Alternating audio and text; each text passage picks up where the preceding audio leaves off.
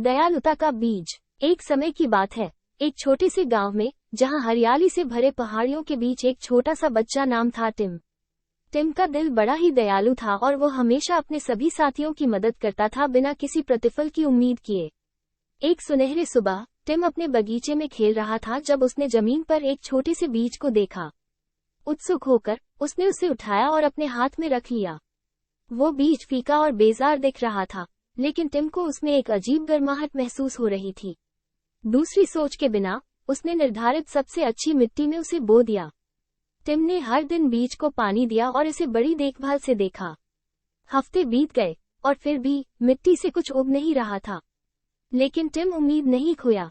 उसने बीज की देखभाल जारी रखी, विश्वास करते हुए कि किसी दिन ये कुछ खूबसूरत बन जाएगा। एक अच्छी सुबह टिम जाग उठा और मिट्टी से एक नाजुक हरी गांठ निकलते देखी। उसकी आंखें खुशी से चमक गईं जब उसने समझा कि बीज आखिरकार से उगने लगा था। हर दिन बीतते हुए वो बाग के ऊपर उच्च और मजबूत हो गया, जब तक कि यह एक शानदार सूरजमुखी में बदल गया, जिसके पंख आकाश की ओर फैल गए। पूरे गांव में अजीब चमत्कार वाले पौधे को देखकर हर कोई हैरान था। दूर दूर से लोग आए और देखने के लिए खूबसूरत पौधा जिसका उत्पत्ति एक छोटे से बीज से हुआ था। लेकिन टिम ने सूरजमुखी की वास्तविक रहस्य जान लिया था। यह उसने बीज की पोषण करने में दिया हुआ प्यार और दया का ही जादू था। जैसे ही दिन गुजर गए और सूरजमुखी सूखने लगी, टिम ने ध्यान से उसके बीज इकट्ठा किए। उसने उन्हें अपने पड़ोसियों में बांटा, उन्हें अपनी खुद की सूरजमुखी उगाने के लिए प्रोत्साहित किया और हर जगह उदारता की बात की।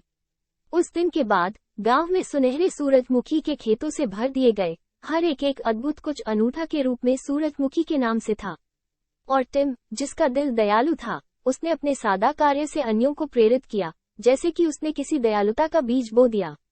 कहानी का सीख, जैसे कि एक छोटा सा बीज देखभाल और पोषण के साथ एक सुंदर फूल में बदल सकता है, वैसे ही दयालुता और सहानुभूति के कार्य भी कुछ अद्भुत बन सकते हैं, हमारे आसपास के लोगों के जीवन को समृद्ध करते हैं।